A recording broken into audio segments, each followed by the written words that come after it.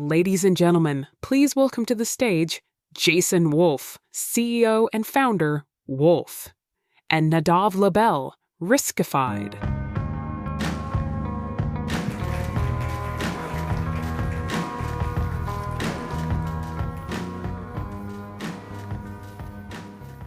Good to see everybody again. Jason, thank you very much for joining us. Nadav, thanks for having me.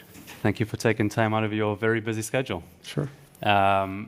Jason is a multiple-time entrepreneur. Jason, you've started companies for the past 30 years or so. Yeah. Started off with selling... I'm not that old. Okay, all right. Sorry about that. It's true. Started one of the first coupon companies online. You started giftcards.com.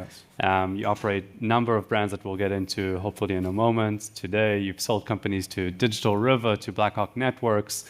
A lot has changed over the years since you started your first companies to today. Maybe to kick things off, tell us a little bit about your entrepreneurship journey, and then we'll kind of maybe chat through what's changed over the decades. Sure. Well, I started a long time ago. It was the mid-'90s, and I taught myself how to write code. And I built the first coupon site and raised some venture capital. And right before the dot-com bubble burst, I sold it to a public company called Velasys, which is a newspaper company. And they wanted to get in the coupon space. So I sold it to them, and then I started a company called Direct Response Technologies, which was in the affiliate tracking space, so we're tracking people all around the internet. And I was able to sell that to Digital River. In 2006, we were tracking somewhere around 12 or 13 billion transactions a month because of the technologies we built out. And during that time, I built the giftcards.com business.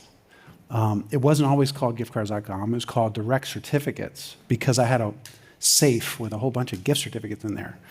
And I started seeing these little plastic gift cards show up.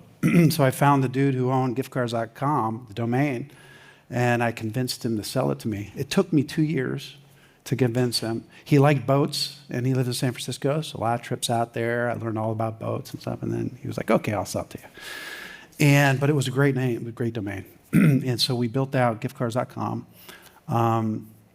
moved away from certificates, more into gift cards, and then I started thinking, you know what? We could start producing these gift cards ourselves. Instead of reselling somebody else's gift card, we could produce our own card.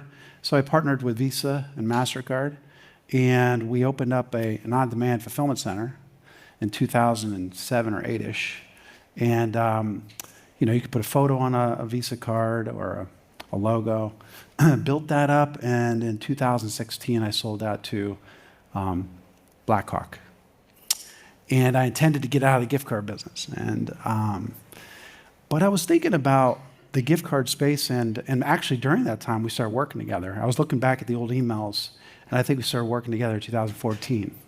Yeah, we were trying to trade notes on the exact date there. Yeah, we were trying to figure it out.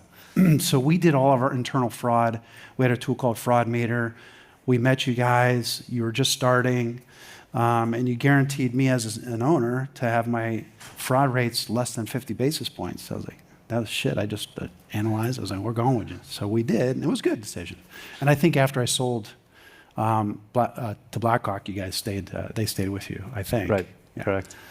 So as I sold giftcards.com, I wanted to get out of the gift card space. We helped to create an industry, I think, at least online and digitally and on demand, because when we built the fulfillment center, nobody was doing that. And I saw the evolution of the gift card, and I started seeing people doing what's called self-gifting, right? A gift card is supposed to be a gift. And we as an industry decided to say, hey, we're going to allow all this self-gifting because we want to gain market share. By doing that, create a lot of fraud. And so we're constantly dealing with fraud. So as I sold giftcards.com, I wanted to create a thing to allow us to stop that. And I think we might talk a little bit about that. And so that's what I've been working on for the last 6 or 7 years. It's awesome. Yeah. As I've shared with you, giftcards.com has a special place in my heart, at least, but also at Riskified's heart. So we will trade in some more stories before.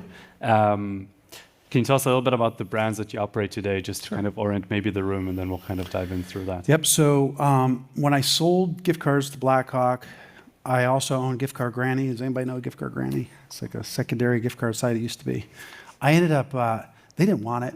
So I was like, all right, I'll keep it. So I kept Gift Card Granny, and I still own it. And I started a site called Giftja, which was card link gifting. So it was the whole idea of getting out of giftcards.com into something new that we developed, which was linking your Visa or MasterCard to the merchant, swiping your card, Visa, MasterCard, and us pushing the funds onto your card. So I started Giftja. Didn't realize that consumers don't take right-hand turns. It takes a long time. They didn't know what Giftja was, so it's hard to collect Visa and MasterCard numbers. And so I still own that. And then I started perfectgift.com. And perfectgift.com culminates a lot of the work we've been trying to do to focus on the recipients and get back into the gifting business and away from the gift card business. Just go back to the gift card Lincoln maybe with Giftja. So I think when we spoke, you were sharing how that's kind of actually right now a big portion of the client base and has kind of taken off. Sounds like the start wasn't so smooth. Maybe to start, maybe in simple terms for the audience, what the gift card Lincoln is and how that's kind of Nadav, would you give me your Visa number if you didn't know who I was? Hopefully not. Probably I mean, I've been doing fraud for a decade. So for a long time. By the way, I love this crowd because why? Because they're protecting companies like ours, and I love that. And this is really where I focused on. How could I stop the bad guys? And I said, well, if we have a registered Visa or MasterCard and we get into the gifting business, again, not gift cards, gifting, and we collect the Visa or MasterCard, and then I have a relationship with the merchants, I tie them together and push the funds on the card. It was a CardLink offers technology, but we created CardLink gifting. It took me 1,365 days, 367 emails, 55 phone calls, 5 trips to San Francisco to convince Visa to give me access to their offers API. And once I got that, I was able to actually make it work. And when I got it to work, then I had to get people to use it. But if you went to a website and saw Giftja, what is that? And you go search it out. Are they frauders? You know, our adoption rate was so tiny. We couldn't get people to give us their Visa card. So if I got you a Home Depot Giftja, you would get a text and say, Jason got you this $25 Home Depot Giftja. You're like, I don't know what that is. You click on it and it asks you for your Visa or MasterCard number. So the adoption rate was tiny. So we had to start bringing them back in the old gift cards. We had to give them the option. So now you get a card link, but you also have the option, if you don't want to give us your card number, to get the code. So we started at that time realizing, hey, we're onto something. Let's just start focusing on the recipients. And so that's why I launched Perfect Gift as the perfect gift, because the perfect gift is what the recipient wants. It's not what the buyer wants to get me. It's what I need. You may get me a Home Depot gift card or a gift, but I really need to pay my gas bill. So I could convert that to Zelle and transfer the funds to my bank account. So really focusing on that recipient. So built like an ecosystem around that. Sure. We were talking earlier, we heard from some of our analytics merchant health leads about how the fraudsters are changing. We focused a lot about that. You can maybe give us a bit of perspective of how consumers are changing their expectations. You've seen kind of gift cards companies over the years and consumers over the years. What do you see in kind of change in consumer expectations and how that's kind of evolved Consumer into more recent years? Yeah. I think the thing for the gift card space, and no offense to anybody in the gift card space, is that we lost our way. And we started allowing people to do self-gifting. And we created a product that's a financial product that's anonymous. And so, you know, that's fine and everything, but I think the gifting space, and that's what we're focusing on, I think we're going back to the days when we would, you know what our fraud worry was? That somebody would actually intercept a package in the mail. Because we were 99% physical product when I started this. We didn't do digitals. So we were worried about somebody that was like a USPS driver stealing a bunch of packages. And so that was like our fraud. Like it was no digital. So what I think is happening with consumers in the gift space is that I can get you a gift and it's a gift card or code. And with the email systems today, you may never get it. So you may never get that gift that I got you. What am I going to do? I'm doing a chargeback. And so where you're creating a problem because emails don't get delivered, then you're suspect and everything else. We're moving towards physical delivery again. We just invested, expanded. We have one fulfillment center. We're adding a second, fully robotic, all robots making our product on demand, a 35,000 square foot center with robots. And we are moving our product more towards physical and away from digital. Because I think that physical, I know that if I'm going to send my mom a gift and it's a physical product, she can get it. Right. If I send her a digital one, I'm not really sure. Interesting. Yeah. So you already planted your flag in an industry that's obviously ripe with fraud. Yeah. Everybody loves gift cards, but so do fraudsters. Right. We have some gift card merchants in the room, but many merchants that maybe aren't a gift card merchant, but sell gift cards on their website. And anybody kind of in the fraud space knows this. And I'm sure that you've learned that front and center. You've seen over time, I'm sure, in different companies, different fraud strategies. Some really held up when the challenges and fraud came. Some potentially crumbled. What kind of sets apart a good fraud strategy from your viewpoint of the CEO that you've seen kind of as successful over the years? Well, we could talk about a challenge that we had if you want. So we talk about, as we start getting back into the space again after selling giftcards.com, we start taking gift card orders. And we are with Stripe, and we were doing our own fraud. And we decide, you get a little cocky, but we decide, well, we're going to switch from Stripe to a different processor because it's cheaper. And that was a huge mistake, massive mistake, because we had to start with a new MCC code all over again. So we already had 3 or 4 years of experience, and our MCCs were warmed up, I guess.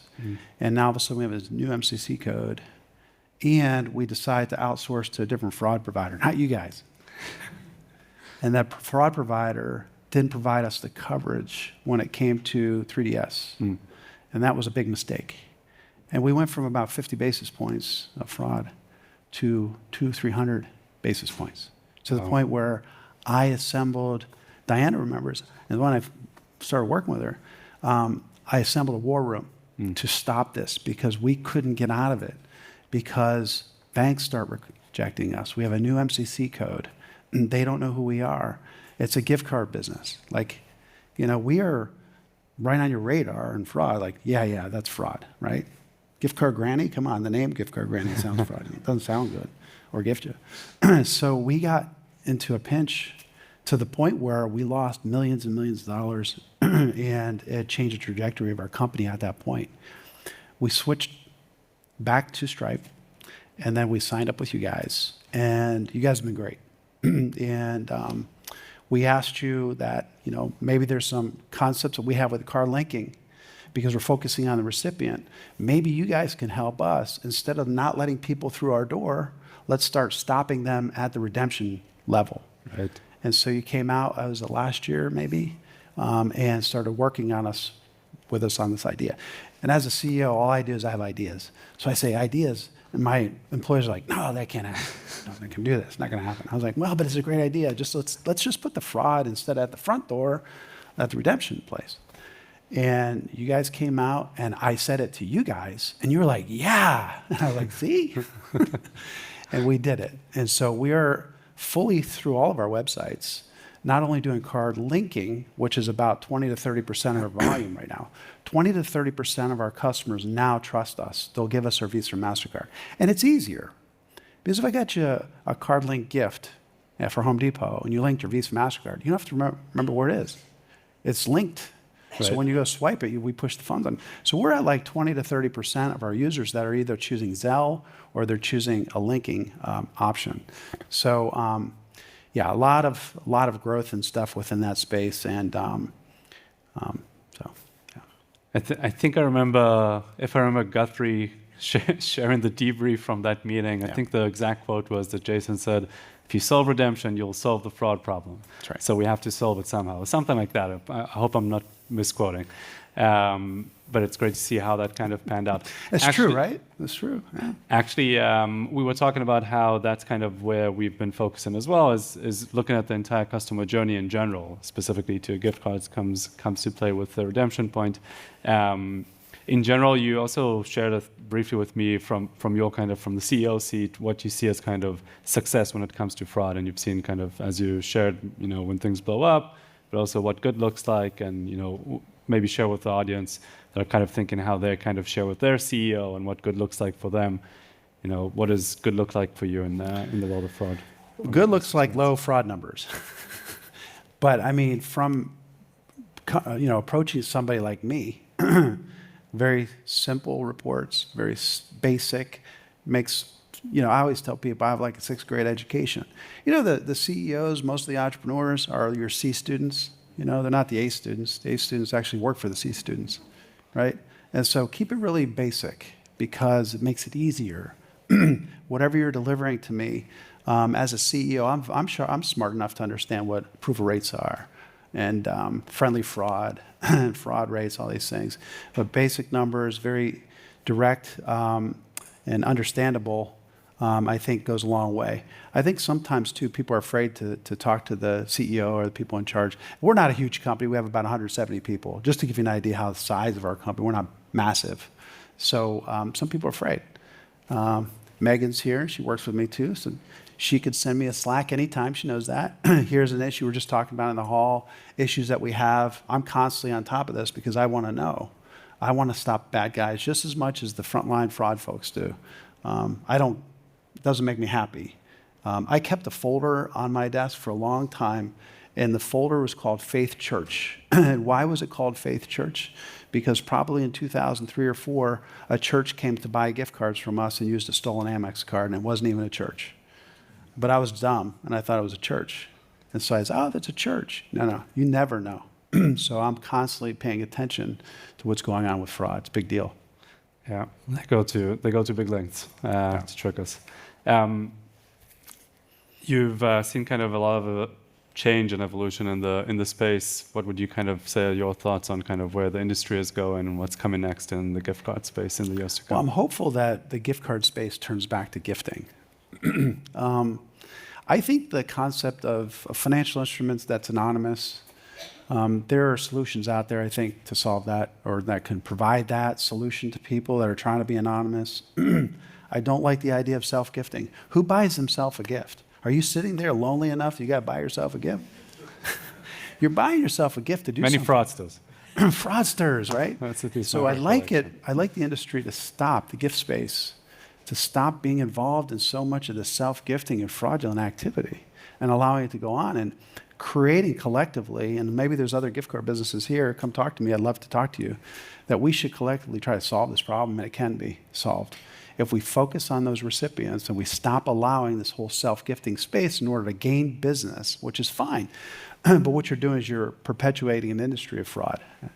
So I'd like to see that change. I'd like to see the physical product come back. As I'm dumping more money, I always go the opposite direction. There's a poem, 2 roads diverge in the wood, and I took the one less traveled by. It makes all the difference. You guys know that one, Robert Frost poem? Great poem. And it's been true of my life. I'm dumping money into a robotic fulfillment center. Everybody's saying, hey, these are all digital. I was like, exactly. I'm going the other way. I'd like physical products to come back. I like the idea of a gift that I could touch and feel and open, and that I could see it, and it feels joy and love. It's, the gifting space is the spark between 2 humans to show love with each other. It's not in the space of saying, hey, how can I get, digital codes using stolen credit cards and all this other crazy stuff. That's good.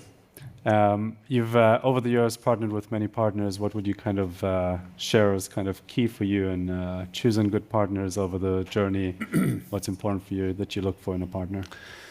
Well, we have a lot of partners. We still partner with Visa and MasterCard and banks. We have 2 banks. We have a bunch of partners, and we have you guys. I think it depends on the partner. I think some partners look at us as tiny, so we're not that relevant. And some partners look at us as, hey, they're at the forefront. Let's partner with them. So they'll work with us. Like we were talking about you guys working with us on the redemptions thing. That's awesome because now I have a partner who's a professional in their space. I don't have to duplicate what you guys do, nor do I want to. That's what you do. So working with Riskified has been great because I think the size company we are, the type of company you are, it works. But I won't say the names of some of the other partners, which I did mention a little earlier. They're huge. And, it's really, really hard to get a human interaction, just a human being saying, hey, this is what I'm saying.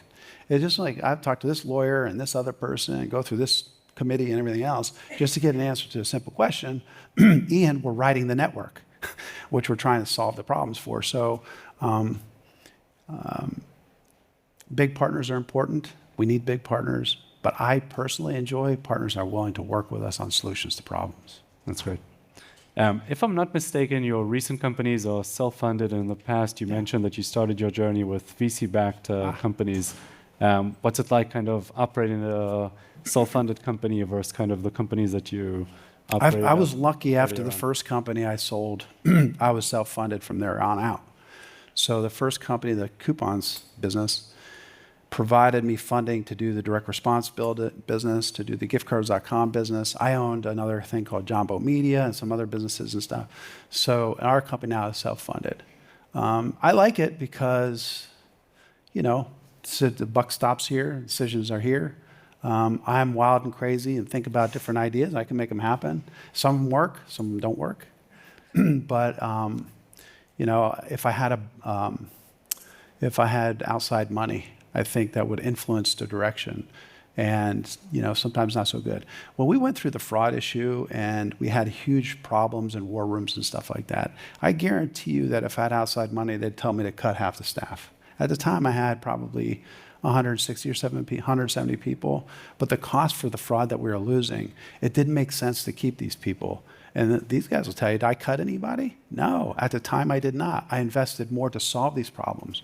You know, so I think decisions that are made by somebody who's an entrepreneur compared to somebody who's an entrepreneur with money could be different, and I enjoy what we do. We give back. I'm also on the board of the Hershey Trust Company, so we oversee the Hershey Chocolate Company, and we have 2,000 students that go to the Milton Hershey School. Does anybody know about the Milton Hershey School?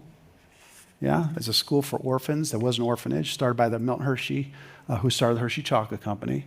That endowment now is $23 billion. We help 2,000 students who actually live in Hershey. And so I have, because of all the crazy stuff I've done over the years, to say, we need a crazy guy on the board, so I'm on the board. And I was one of the students who grew up there. So I'm able to then take that blessing that I was given, do what I'm doing, and give back just like Hershey did for me.